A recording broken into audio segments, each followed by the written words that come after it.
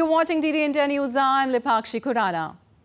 And as Indian Prime Minister Narendra Modi visits Indonesia for the ASEAN Summit, DD India's Vishal Baristo takes a look at how Indian food is becoming more and more popular in the Southeast Asian country. This restaurant in Jakarta has a very peculiar Indian connection. This door is from the Pink City, Jaipur in India. It is quite exotic in nature, and this restaurant serves Indian food. And many Indonesians come here to enjoy Indian cuisine. Now this table is full of Indian dishes. They have samosa, they have dahi puri, and they have chicken biryani also. This is so very famous in India, but in Jakarta, it's definitely quite a treat. I have some Indonesians here. Let's talk to them and find out. What's your name? Hikmah. Hikmah, what are you having and what makes you come here? I like chicken tikka. This is chicken tikka because I like the taste of Indian food. Like similar with Indonesia. That samosa, this is similar with Indonesian food, so that's why I come here. So what is so special about Indian food? I like biryani. You like biryani? Yes, I like biryani. Saya suka dahi puri and mango lassi, very good. So I actually like the chili chicken because it's new. It's a new taste. So I love trying new cuisine. So I like Indian food also because it's similar. It has lots of herbs. The owner of this restaurant is Namaste Ganesha. Ek Sanskriti is the name of my restaurant. I'm Shilpa Dave. I have been very blessed that they really have started accepting the Indian food, Indian cuisine, and we follow the authentic recipe. What is so special about Indian food? I think this food suitable with Indonesian tongue.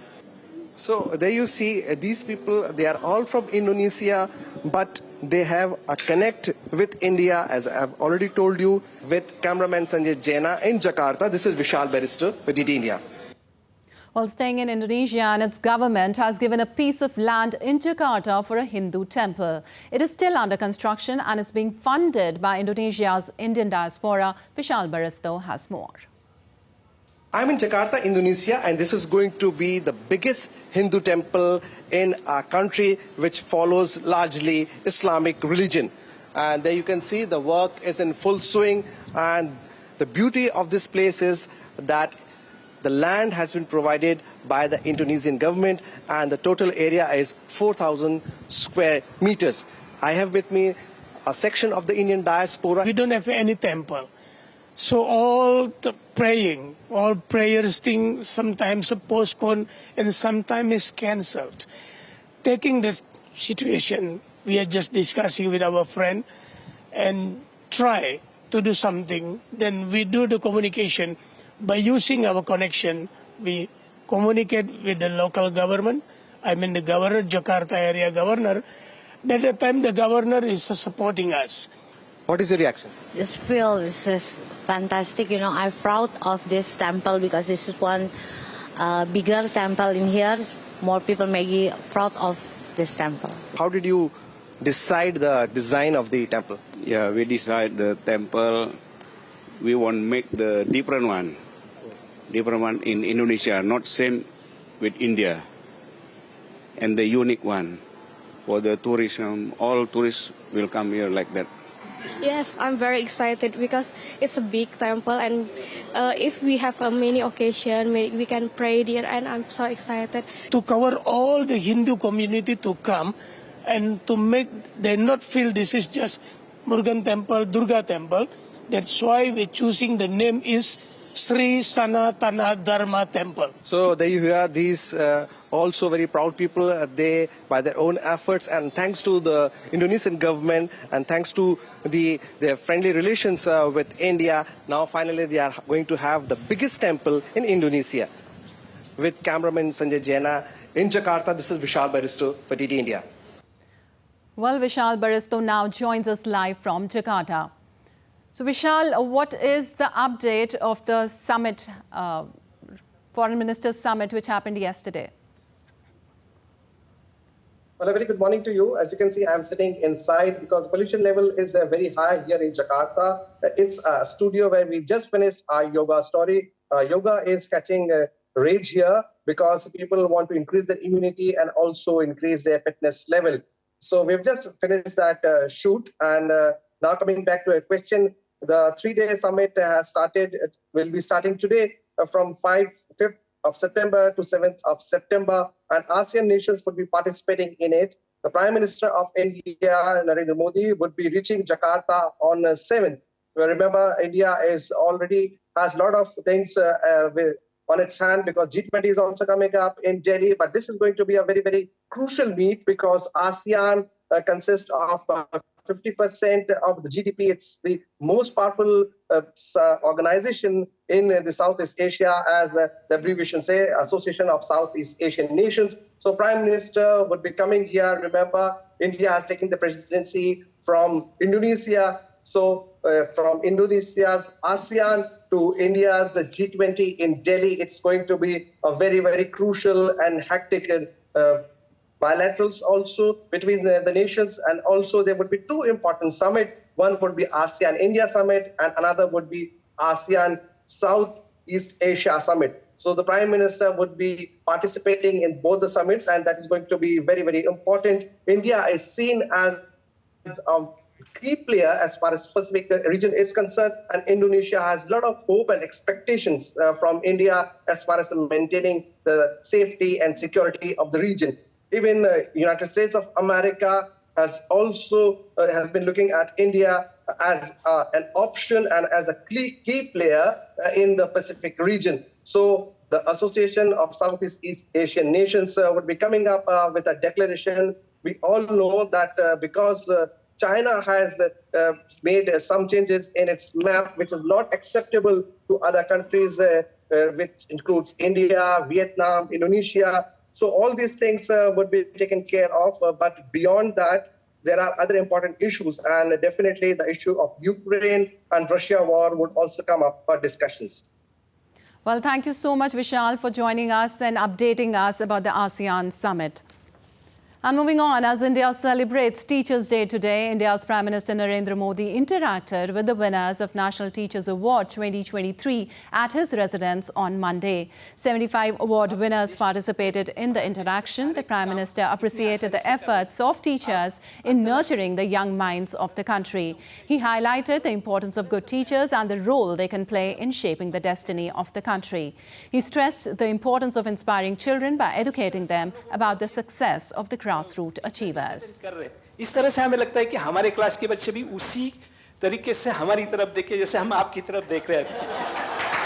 अच्छा, आप लोग school में पढ़ाते हैं पर प्रकाशित पढ़ाते हैं। तो मेरा जो तेज है ना, वो 140 करोड़ लोगों का जो तेज है ना, जो रिफ्लेक्ट होता है इसके कारण।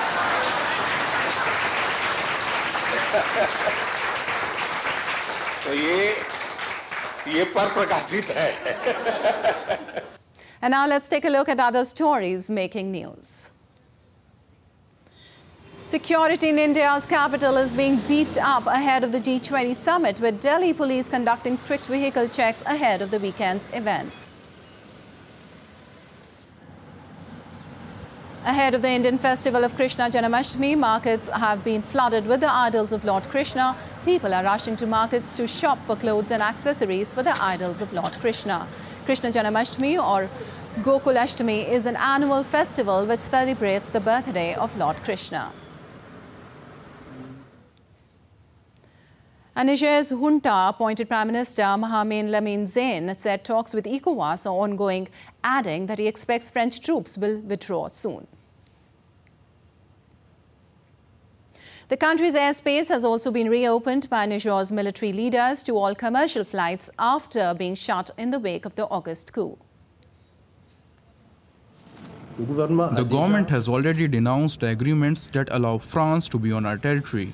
They are in an illegal position, and I think that the exchanges that are underway should very quickly enable these forces to withdraw from our country.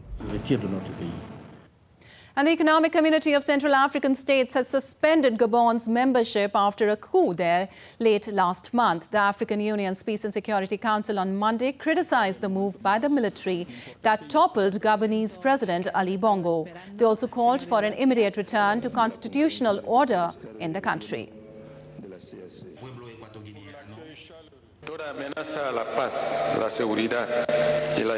Any threat to peace, security and stability that may be made to any member state, as is currently being made by the Gabonese Republic, has repercussions in our countries at the same time. And peace in our community and peace in this sister country is also peace in the region of Central Africa. Our community must reinforce the implementation of the conclusions of the extraordinary summit of heads of state and government of the African Union on terrorism and unconstitutional changes. Former United Nations Secretary General Ban Ki-moon has come face to face with the deplorable conditions of those living in Kenyan slums. Ban Ki-moon and other leaders visited Mukuru, a community in Nairobi. At Mukuru, Ki-man saw a heavily polluted river snaking its way through the slum. He was also taken through black soldier fly farming by the youth from the community. Ki-moon said there is need to address climate crisis and promised to help mobilize more resources to help address some of the challenges.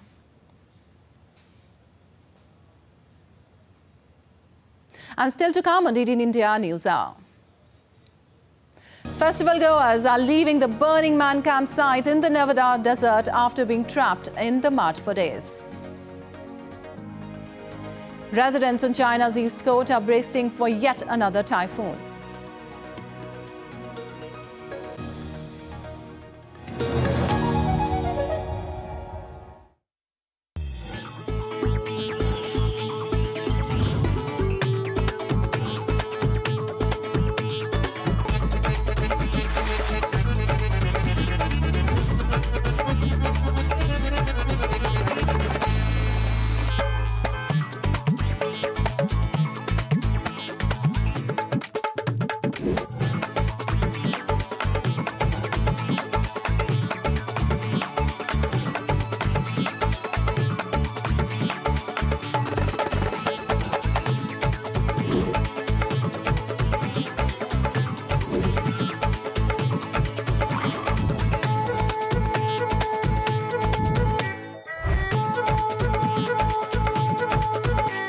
Welcome to Jaipur.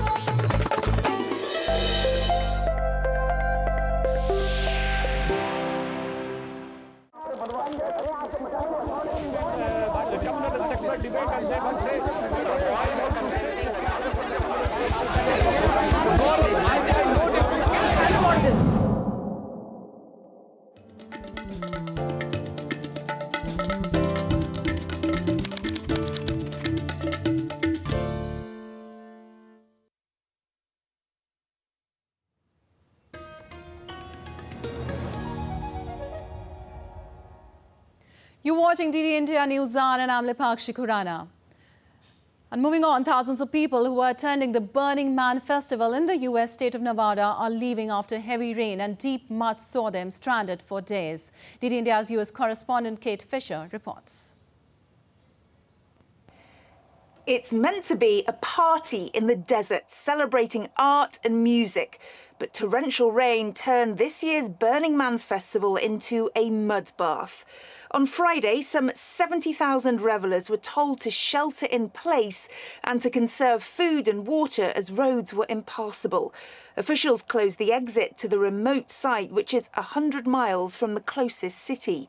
The police are also investigating the death of a man at the festival, though they say it doesn't appear to be related to the weather.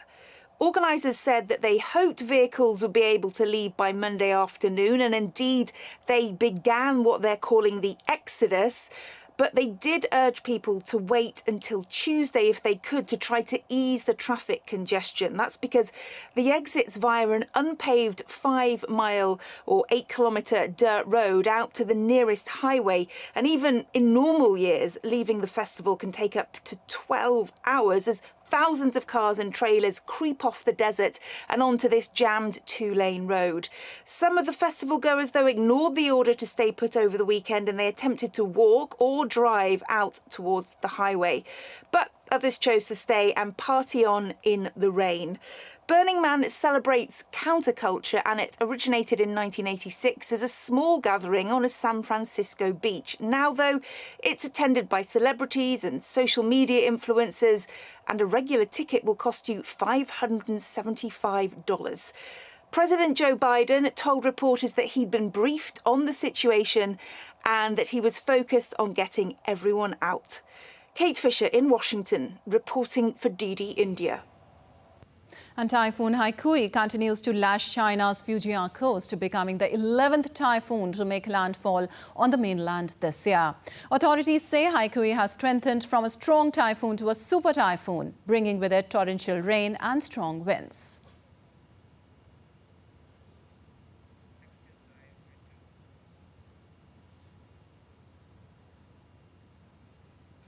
And now Andrew Wood joins us live from Hong Kong. So Andrew, this is the 11th typhoon of the year there. What's the latest? Where is the typhoon heading to?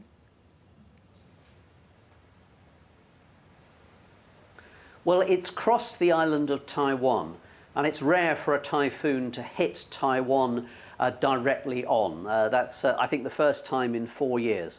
So it's crossed Taiwan, and it's headed across the Taiwan Strait, and it seems to be making landfall on the main coast of the mainland of China. So people are being taken to safety. There's very, very heavy rain. It seems, though, that the typhoon has lost a lot of energy because it went across the island of Taiwan. Taiwan itself had tens of thousands of people had to be removed, taken to safety. And also, as well, about 140,000 at least people lost electricity. So it's Tuesday morning now in Taiwan. They're trying to restore that power. Well, how are the people and the authorities prepared there?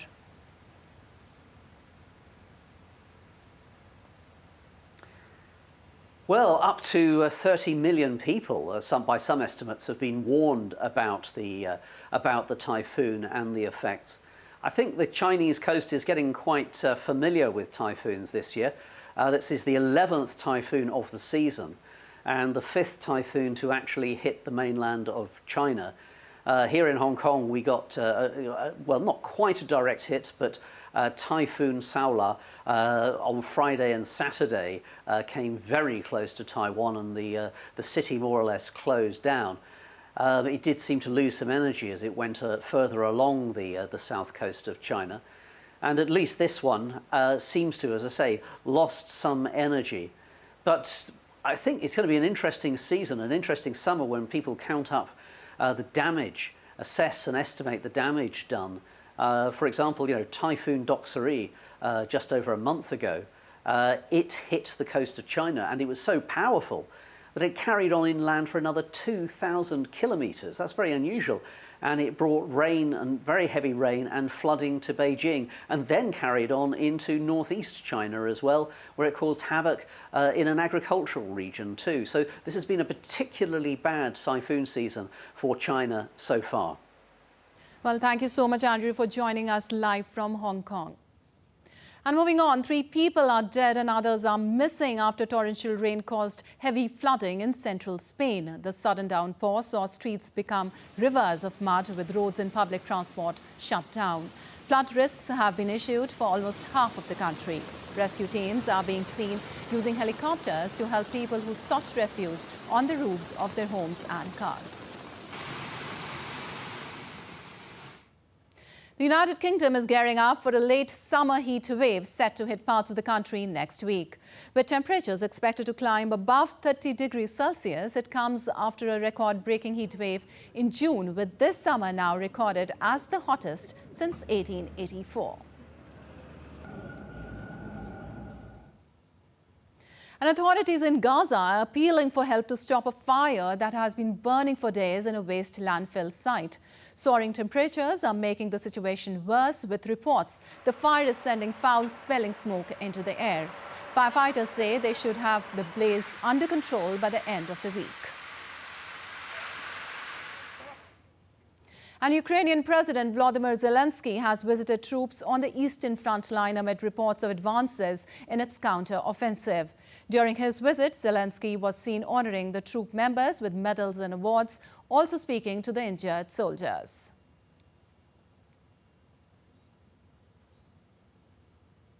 Well, reacting to Ukraine's reported counter-offensive, Russian President Putin insists that their troops would keep failing. Adding further, he said that Ukraine's 3-month-old counter-offensive had ended up in a failure. Speaking at a joint news conference with the Turkish counterpart, Putin reiterated Russia's determination in peace talks. He said that Russia had never rejected direct talks with Ukraine and is even ready for it now anytime.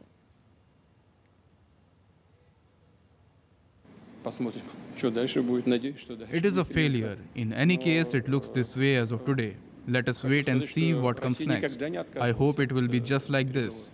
Ukrainians would keep failing. But I would like to say that Russia has never rejected peace talks with Ukraine, and we do not reject it now.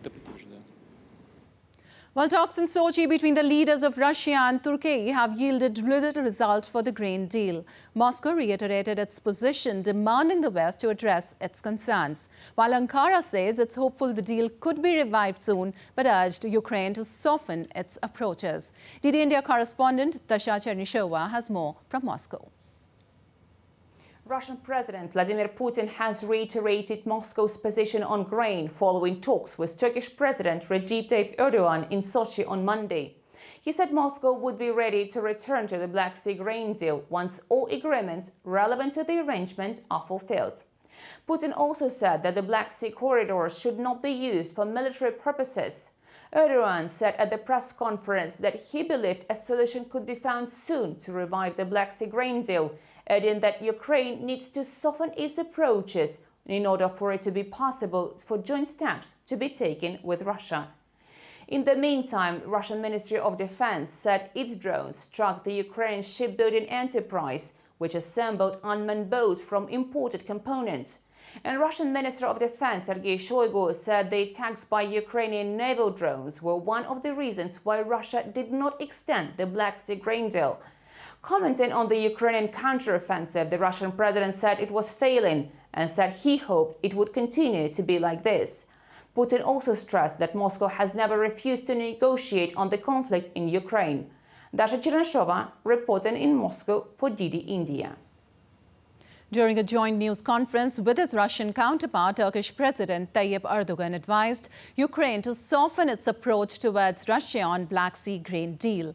Furthermore, he also assured Putin that Turkey was ready to process Russian grains into flour and end them to less developed African countries. This comes after Russia's Putin quit grain deal, complaining of obstacles in exports of its own food and fertilizer. Erdogan, who previously played a significant role in convincing Putin to stick with the deal, and the United Nations are trying to get Putin to return to the deal. We prepared a package containing new suggestions in consultation with the United Nations. I think it's possible to get results with this new process. As Turkey, we believe that we will hopefully reach a solution that will meet expectations in a short time. Especially, Ukraine needs to soften its approach on the point of being able to take mutual steps with Russia. And North Korea's Kim Jong-un will be traveling to Russia to meet President Vladimir Putin this month, as per media reports. The two leaders will discuss the possibility of North Korea providing Moscow with weapons to support its war in Ukraine. The exact location of the planned meeting has not been disclosed yet. Reports suggest the leaders may discuss the possibility of supplying weapons for the war in Ukraine.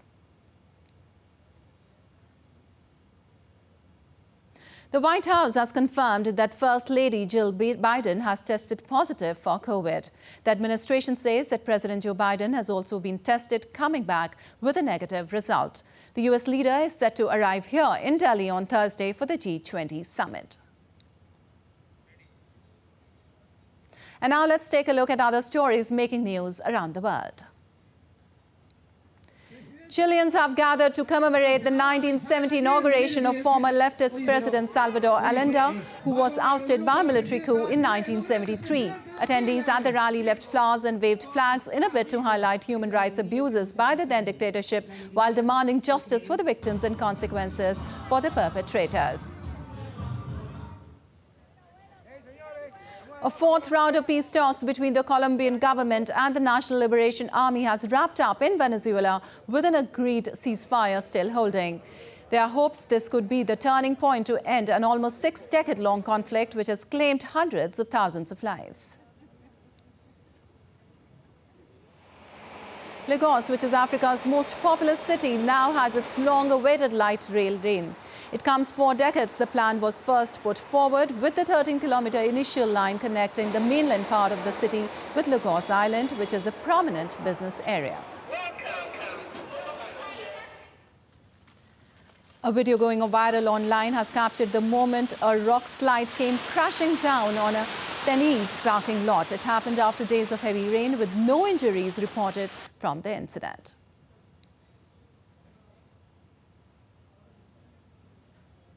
And still to come on DD India News Hour.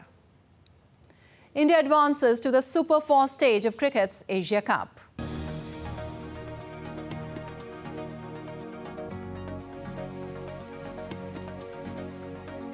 And India's One-Day International World Cup squad is set to be announced later today.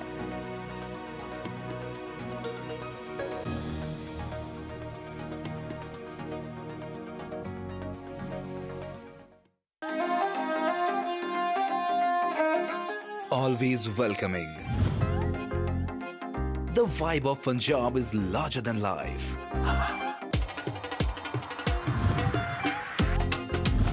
Warm up to grandeur that's beyond compare.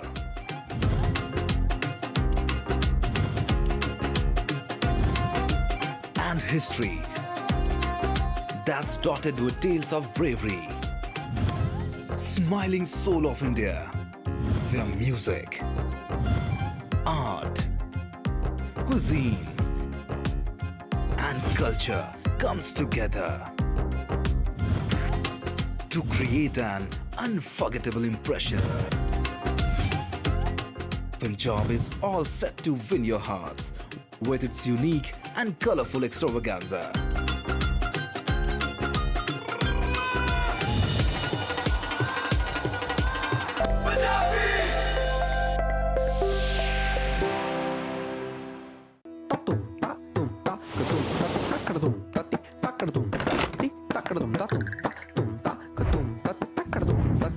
Swagatam to Andhra Pradesh, the coastal jewel of India. A state steeped in history. From the Gandi Kota Fort to the majestic Gondapalli Fort. A region known as the Rice Bowl of India. A holy land with rivers Krishna and Godavari flowing through it. Every part of this land tells a story of culture and devotion, and of a modern, developed, vibrant India.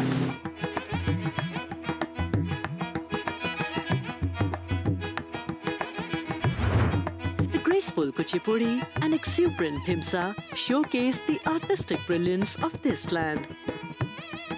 The Ikkat and Kalamkari speak of the talent of artisans and their skilled hands.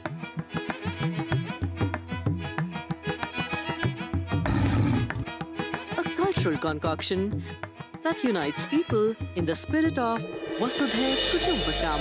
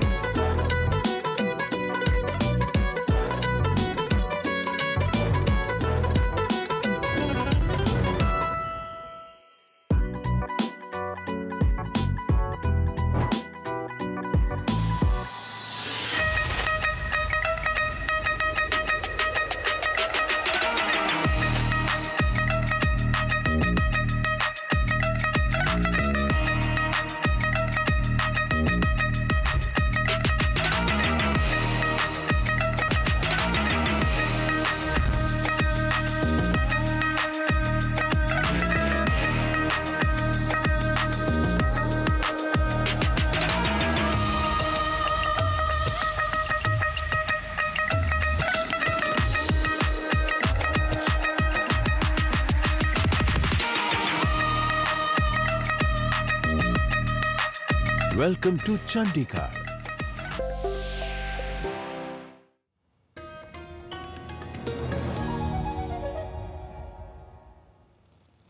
You're watching DD India News Hour and I'm Lipakshi Khurana. Let's bring you all the latest from the world of sports.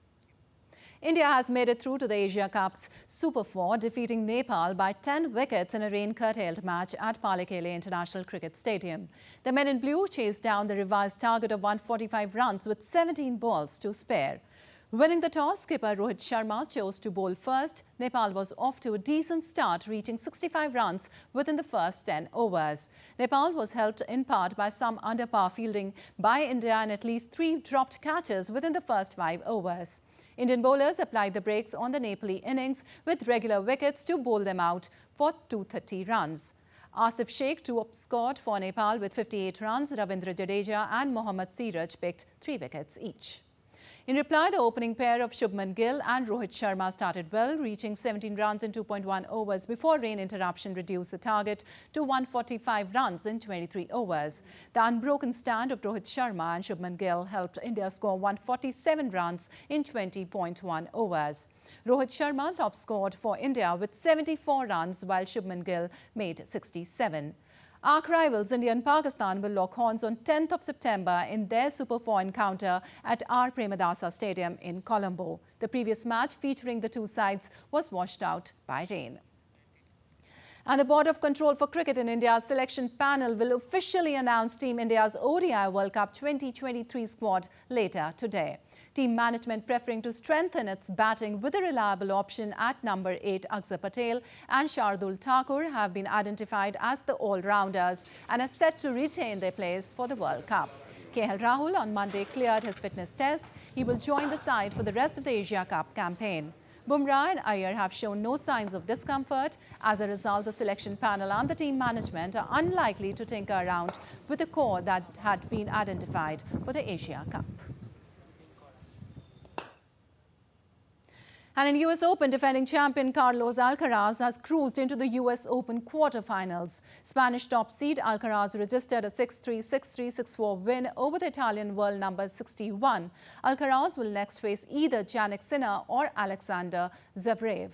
In the women's singles, more seeds bit the dust in the 4th round. The 3rd seed Jessica Pegula was routed in straight sets 6-1, 6-3 by compatriot Madison Keys. Tunisia's 5th seed Jabio was ousted 6-2, 6-4 by China's Zheng Qinwen. Meanwhile, world number 2 Aryna Sabalenka continued a fine form at the US Open. Sabalenka defeated number 13 Daria Kasatkina 6-1, 6-3 to advance to quarterfinals. Sabalenka will face China's Zheng Qinwen to return to New York's final hour. And before we wind up this edition of New Hour, check out what's happening at the International Art Exhibition in Macau.